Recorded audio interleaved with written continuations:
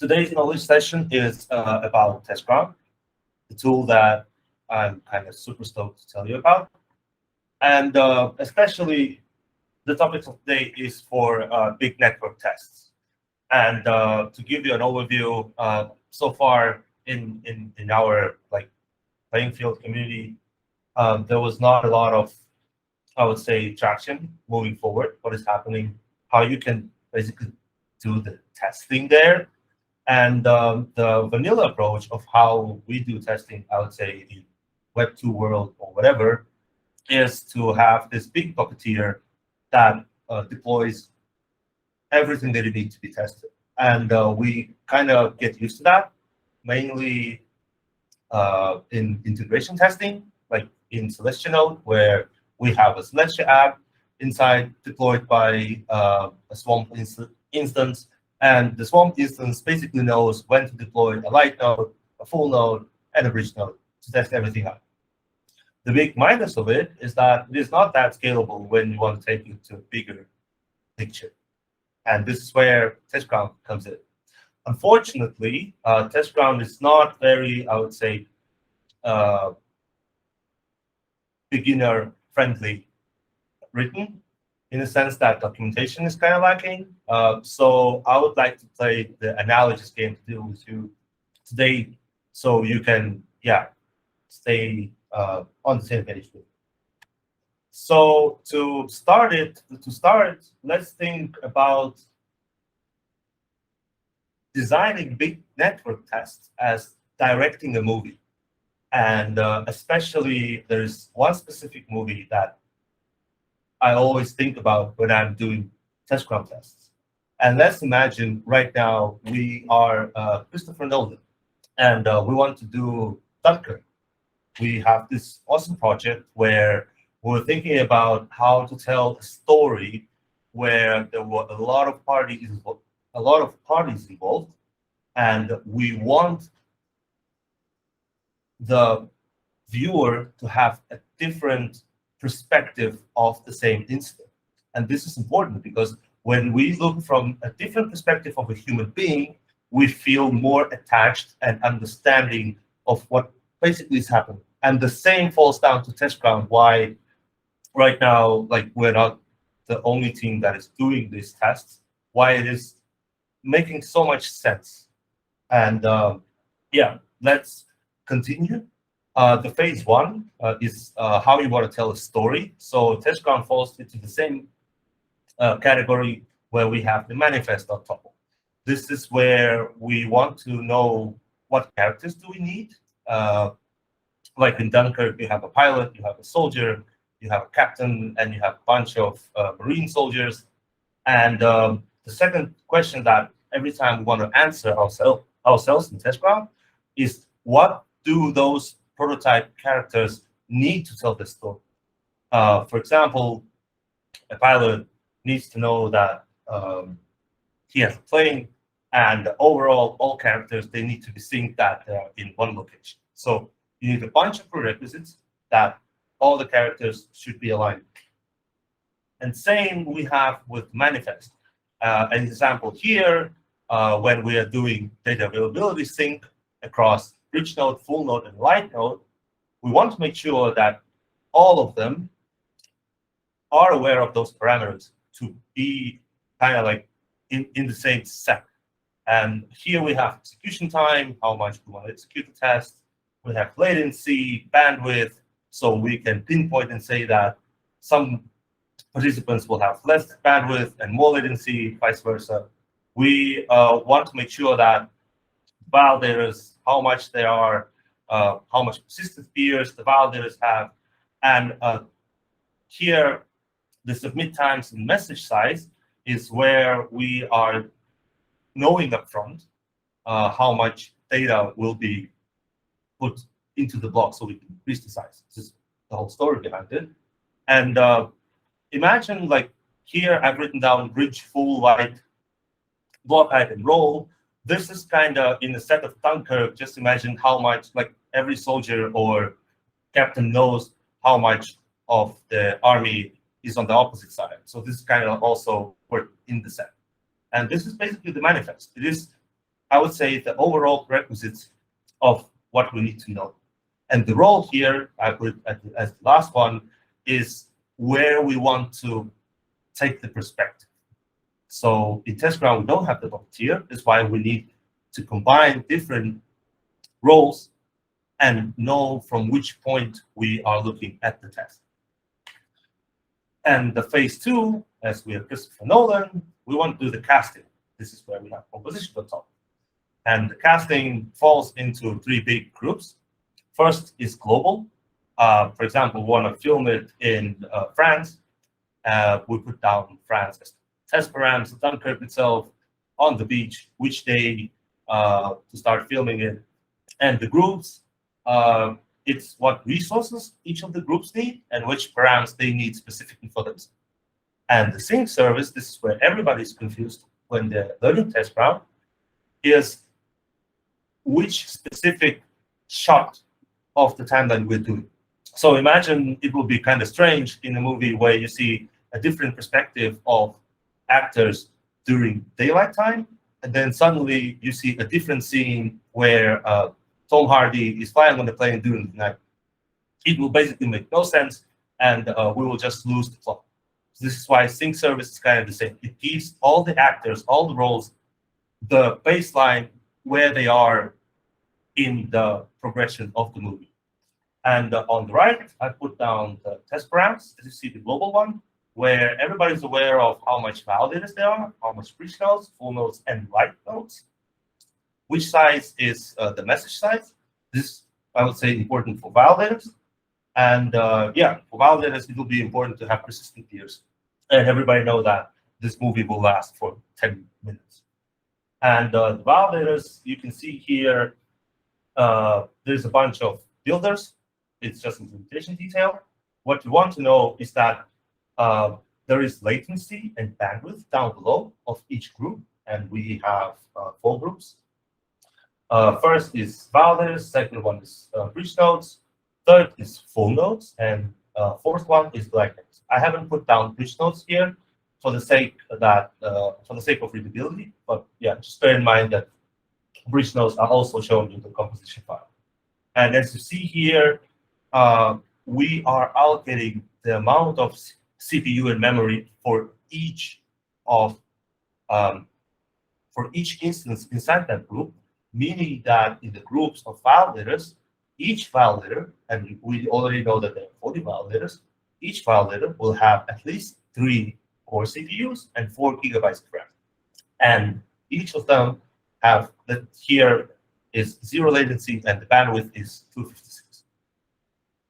All the same is for full nodes and light nodes. Specifically at light nodes, you see here at this example, we have 100 light nodes in this group, and each light node will have 2 CPU and 4 gigabytes of RAM. However, they only have bandwidth of 100 megabytes. And we have an assumption here from light node perspective that we will only get to the block height of 10 in this test case, and then yeah, whatever else is will be decided later on. So let's move further to the phase 3. This is where it is from the perspective of .go files, the scene shooting. This is where we can dive into the actor's perspective and know what exactly they're doing, like what words should they say, how they can use the sync service to stay aligned, like if it's 2 p.m. at the day, then what is happening with them and what should they say. And especially, this is very important, is what is the pivotal moment from their perspective. So as I said, for a light node to get to block height 10, the pivotal moment for light node will be, if we're designing the scene shooting here, is that we are keeping up with the chain. And because the test case itself is kind of easy, same can be said for a full node and a bridge node. Yeah, we can also assume that the whole scene should be like that, from a different perspective. And yeah, let's look a little bit at the code to show you the true colors of sync service. I would like us to imagine more, I would say, a more to real life test case. where a light node is syncing the past headers. It's not syncing the current headers. I mean that it is starting from Genesis. But let's say we started from 0, but the chain is already like at block height 100. So what will happen from the .go files perspective? As you see here, first line, we already see the barrier where we are waiting for an event to be fired at us, saying that we need to be aligned that the bridge node has reached some blocks production. Let's say here it is 100. And before, if the block height hasn't been reached and the bridge node hasn't fired that event, all of bridge nodes, we don't care. You see here how agnostic it is, this code, that we don't care about which amount of the bridge node, how many of them should be, et cetera, et cetera. We just know that some amount of bridge node should fire an event, and we will not go further if we won't reach that state. Later on, as let's say 100 blocks have passed and 30 bridge nodes have said, yes, we all reached to 100 blocks, then we start creating the like where we are saying that, hey folks, yes, now we can start our light node, and let's get to the pivotal moment for the light node is we want to reach to a specific height. This is the pivotal moment for the light node, and we know that we can define that in the composition, which was the casting. And here you see we are doing two important checks. First one is that are we still syncing? If we're still syncing in the past, meaning that we haven't reached to the latest block height, then it means it's a failure. And the second checker, which is very important also to us from a light node's perspective, is the DASI status. Meaning, actually, are we DASing the latest chain? So we first keep up with the chain as it is, passing. Basically, we have DASed the past headers quicker than the new blocks can be used, and we also caught up to the latest chain. Those are the two checkers. And the beauty of this code, as you see here, there is no, I would say, specific mentioning of how much light nodes we want. And this is an awesome point where you can define, let's say you have 30 bridge nodes, but today you want 100 light nodes, and tomorrow you say, I want 10,000 light nodes. We code that. And this exact same code will work because this is the scene shooting of it. We can go back to the casting and basically imagine, I don't know, duplicating 10,000 Tom Hardys and say everybody will fight a plane at the middle of the day, and you need to do dog fighting in the sky. And the premiere, how it should look, let's say we are now scaling up as, I would say, every viewer, is Testground itself is, I would say, the pinpoint mechanism, how much actors and how much roles we want inside the environment quadrant. And the cookbook is our composition, is the casting, who is playing what thing. And inside the environment quadrant, you see that every yellow, I would say, circle has its own actors and what they should do with all the scene shooting that they should be doing. And the sync service is kind of like our, I would say, DA layer. I mean, DA network. It's a halo network that controls at which timeline everybody is in. And each of the yellow circle has its own test case where it is doing XYZ to see what is, going there. I would like here to mention that we'll have a demo section, and I want to do the demo like right now and continue on the knowledge session, I would say, after we finish.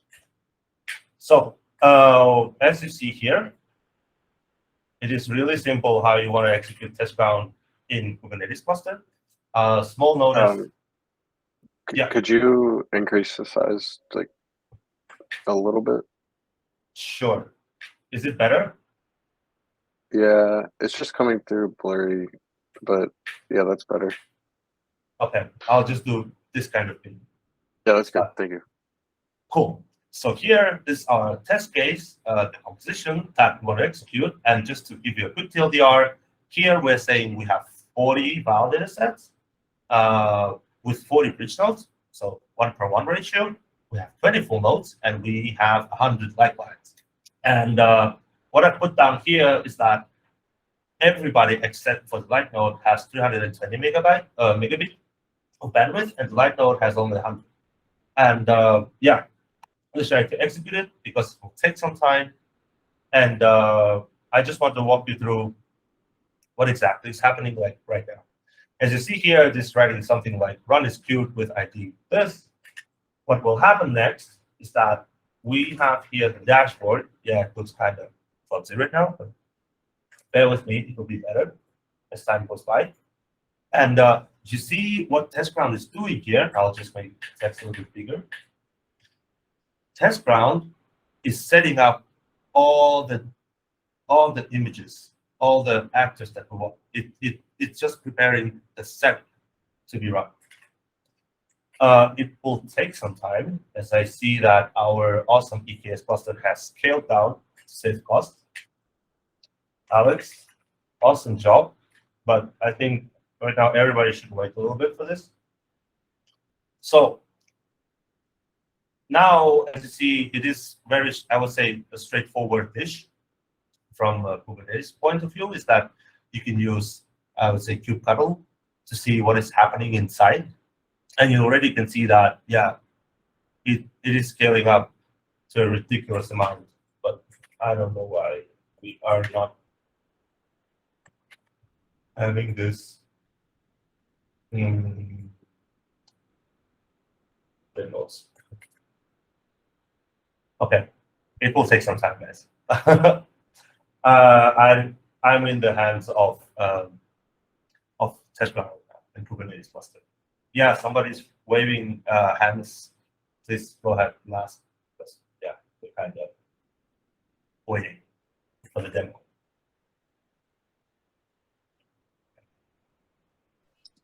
It's scaling up, but it takes around 3 minutes to become ready. Just so you know, because I'm watching in the background, it spins shitloads of nodes, but it takes a bit of time, 3 minutes roughly. Okay, so then to give you some overview, what is EKS? As Renee has asked me yesterday. It's the, but imagine that it can scale up and down the amount of pods as the test case needs. So today we're executing around 200 pods, meaning that 100 light nodes, 24 nodes, 40 bridge nodes, and 40 validators. And the cluster is scaling it up to fulfill our test case. But let's say after like 10 minutes of execution, the cluster sees that it is kind of running without any necessary usage, and it just scales down automatically. So yeah, it is kind of like an awesome piece of tech that Alex just finished, I would say this week. And yeah, Alex, recall if correctly, we just had a talk with Lauren. Yeah, and we just explained to him that we achieved that. And Lauren is default from Protocol Labs, and he's trying to help us out with this. And he's also trying to learn how we're achieving all this. So you see here what is happening is that Testground is saying, oh, I see that you want to fire up 200 instances for the case DAC. And this is, I would say, very interesting point of view is that EKS sees that it needs more power. So it is scaling up and up and up, like lazily, I would say. And here we already can see that we have the status of how much actors are ready for the set. So let's say, yeah, now it's 64 out of 200 that are ready. And as far as I'm concerned, we still need some time to give it to run up because, oh yeah, you see here again, it is trying to scale up and it's scaling up. So Alex is right. We just need to wait. still, what we will do next is I'll show, as you see here, I've prepared like a lot of terminals and switches. I want to show the perspective of the test plan, for example, from 2 validators, 1 bridge node, 1 full node, and a line. And this test case, just to give you an overview, all the validators, they will submit 180 kilobytes of data, which will mean we will have around 7.2 megabyte block, meaning that the full node, the light node, will see it as 256 square size blocks. So yeah, it's still kind of trying to scale up. Alex, will it do this, or we need to do it another one? Oh no, it's gone 78 already. It's still scaling up. It's still requiring more. I don't know, how many did you launch? I launched 200. Right, it's still updating capacity. Okay, cool. So while it's flexible, sometimes it's not the most agile thing. I can still continue on with explaining how I think this text is a little bit small for folks, so it won't work. As this is still happening, I'll just go here and explain more details what is happening. So as you see here, the builder, I said it is a little bit of implementation detail still. All the test cases that we've written, it is packed into a Docker container, and that Docker container is spinning up to what the composition file told him to do. Meaning that if the Testground says, hey, Folk, I think you are falling into the group of light nodes, the Docker file already knows what to do. It just calls the Docker file that we described as a test case and says, yeah, I'll just execute the scene that was defined for me. So this still going. Oh yeah, nice. As you see here, finally, 3 minutes. Now we have 200 instances running, which means for us, if we go to kubectl pod, we'll just see a ridiculous amount of validators, light nodes, bridges, full nodes. This is awesome. I'm really getting hyped. And let's see the logs. Let's see the logs, what is happening there. So at the bottom up here, what we will do is we'll just do, I would say, usual stuff from kubectl perspective. And you see here, folks, we already at block 1. I'm a little bit sorry for the messages that you see here for InfluxDB. It's kind of like still in progress. But yeah, we're already generating blocks. So all 40 validators found each other, and they're trying to produce the block. Let's go and look from the perspective of a bridge node. It's also a really interesting perspective, what is happening on its side. I'll just put down here flow.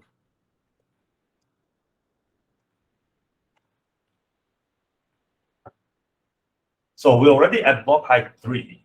Oh, nice. So here we already have a bridge node that is spin out, and it already see that, yeah, it is already syncing from height 3. So as the bridge node is running up, and we see that height is already 4, what will be interesting for us is to actually start and look at the full node, because there is some alphas in it. I haven't looked at myself, but let's look at it together. So the full node, you see here in debug mode, so it's already up and running, which is kind of fast. Wow, yeah, we have a full node. And to give you a perspective, a month ago or 2 months ago, our full node to DAS at 256 block, 256 square size, it needed around 60 to 80 seconds. And there's still some calculations that are in a separate page. And today we can basically say that same use case, what is the outcome?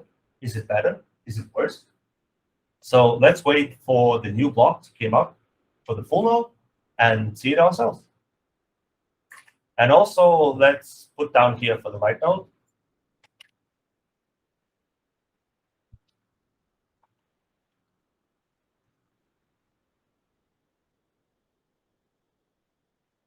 So the right node is also fired up. I'm 100% sure. Yep, Renee, this is your logs that we do this that we had in the latest release.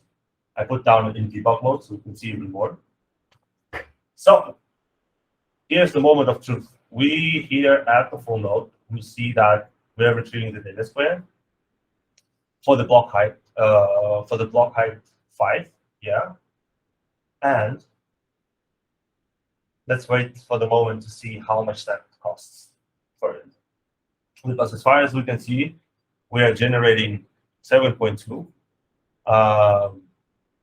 megabyte, 7.2 megabyte blocks. Now, here, we have a little bit less, meaning that we only have 31 transactions. So something happened on the way. Still 256. And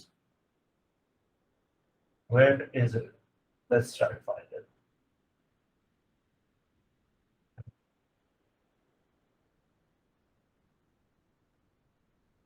Oh, yeah. Here we have it. So now it's a little bit better, meaning that it was around 60 optimistic and 80 pessimistic. Now it's just 57. So some changes happened. 256 was kind of like a bummer for me to test, but now as you see here with big network tests, I can just see with my own eyes what is happening. And yeah, it's kind of what it is.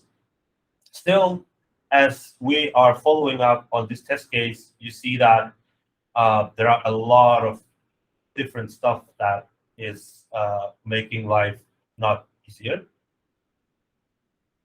And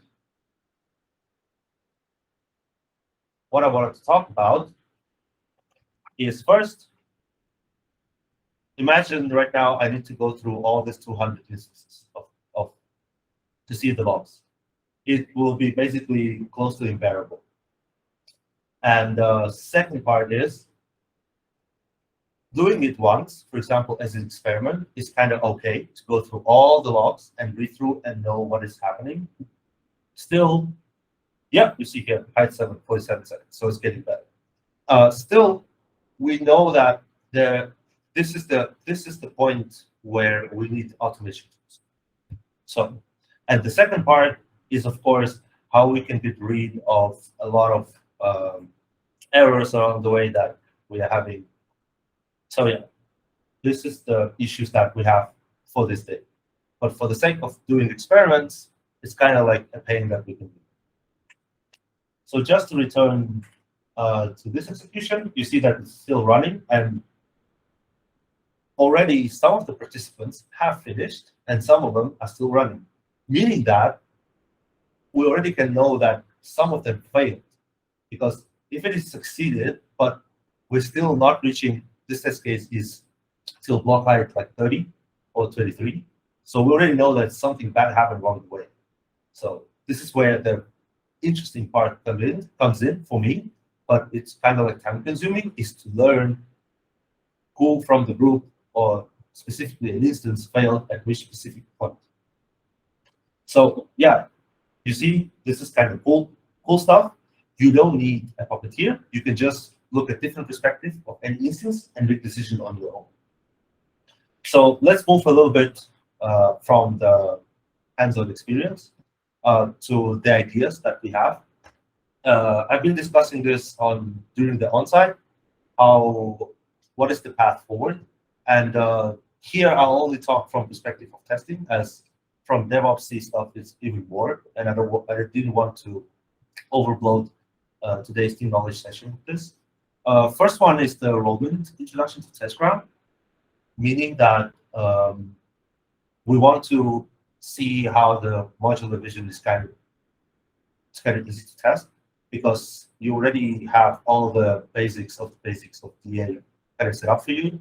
So from my point of view, I mean, from what I think is that if we can give the devs the tool to just say, spin up this Rollmint, I don't know, instance inside a full validator set with 100 push nodes, and just post like, I don't know, 300, close to 1 gigabyte of data, what will happen? Can my current implementation design work or not? And the second part is was the true benchmarking. I would say that Geekbench. This idea was born after Gabriel and I were discussing how much TPS we can have on an L2 with 4 megabyte blocks of Celestia. So saying that one rollup is occupying all 4 megabytes, then how many TPS we can have? Now, because we can post data on Testground, we can safely start doing that. I mean, in the nearest future. And of course, to make it more, I would say, geekly and funny, I would say that it will be very funny for me to do how many GMs we can have on Celestia block. Because testing is not kind of like just about numbers. It's more about having fun in some cases. And so far with Testground, yes, I was having a lot of fun. And I think that from perspective to just know, like in Google back in 2012, they were counting the distance between Earth to Moon in parrots. So we can kind of have the same people, but with our own kitchens. Still, with challenges ahead, you see that we have log analysis issue and the cluster autoscaling with the question mark, meaning that today we have a talk with Protocol Labs maintainer Lawrence Center. He's the main, he's kind of like the guy behind right now moving Testground forward. And yeah, he already approached in the call. He already asked us about, do we want to basically collaborate with Protocol Labs and their partner Proxycode, because we kind of know what can be done better and how we can basically tailor the roadmap for Testground as a public good. And the first point here is logs analysis. Also, I have a lot of ideas and team, which is basically my ex-colleagues, who are willing to do this after they saw Testground and its presentation for them, because they were wondering what is the ex-colleague doing in the open OSS one. And yeah, Lauren also knows this issue, and he's very keen to learn more about what approach I took to basically solve the issue of filtering out specific logs that you need from a test run, but you have, yeah, a lot of participants shouting logs at you. And yeah, I think that in a couple of days, we'll be more in touch with Lauren, and yeah, have more discussions how we can solve that. And I think this is all. My main motivation for today is to bring some fun, and hope that because of fun storytelling, you learned something new today. And yeah. Thank Questions, you. please. I wanted to say, like, I know this like presentation was extremely technical, but I don't think like anyone appreciates just how heavy of a lift this was to pull off, and how few blockchains, if any at all, perform this kind of testing. Like there's very few projects out there that have actually invested this much time into like network level testing and spinning up, like creating these like scenarios where you can actually do these kinds of real world tests. It's extremely valuable, and it takes a lot of time and a lot of energy. And it's like crucial to be able to like catch, like we've caught so many different weird bugs inside of Testground now that it has made it completely worth it, like completely worth it. And I'm saying this because I come from like a testing background. Like I was working at Whiteblock before, and I'm like a big fan of like network level testing and simulations like this. And back in the day, like there were tons of blockchains out there that were like, the only kind of testing they would be doing is just like spinning up test networks, like we were doing with Arabica and Mamaki and all that shit. But it's very difficult to test for particular scenarios. in that kind of like controlled, like to have a controlled environment where you can do something like that. And at the time, there were just no projects that were willing to invest the time or like thought that it was important enough to do. And of course, like this leads to failures in the real world, and hopefully we can like create a more robust network because of this. Like it's honestly like so immense of a lift. Like I so appreciate the work that you're doing, Via, and Alex as well. Like this is awesome. Yeah, for sure. And like coming from an academic background, like these tests were kind of common when doing scientific. Like if you're academic and you come with a protocol, you're kind of expected to do these kind of tests. So I was kind of surprised, like coming to the Cosmos space and Tendermint space, that in the industry people weren't doing this kind of stuff. So it's pretty cool to see like the tests that actual scientists do in academia being actually applied to industry as well. Yeah, like just to give some oversight for you all folks, we've been trying to be active in the Testground community, and people do appreciate how we're pushing forward this whole big network test idea. And regarding the blog post, I think, Mustafa, we need to first do ship block reconstruction, as you see there is still a big milestone. And let's think about maybe 2023. I want to write a blog post about block reconstruction, because today when Lauren asked me directly why we need so much light nodes, I explained to him the test case, and he was like, "What? You are pulling this off?" And I said, "Yes, we have a paper that stated that we need this amount of light clients. We need to do that to say that the software implementation is not failing. This is all that we need to do." Because like, holy crap. I think like even before that, like the fact that we're testing like thousands of light clients or hundreds of light clients, even that itself is interesting. Because like most chains don't have light clients in the first place, let alone have testing infrastructure for light clients. So moving forward, I would say that we want to do the tooling for this better, as there's still a lot of room for improvements. I guess we can just discuss it after the call.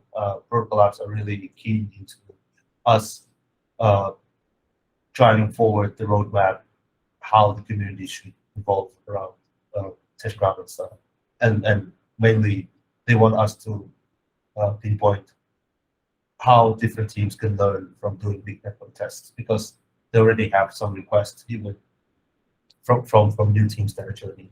There are some big protocols that are doing something, and they need this kind of knowledge from them. Okay. If there are no more questions, I guess. Yep. Then let's wrap it up, folks. I hope you have fun today, and see ya.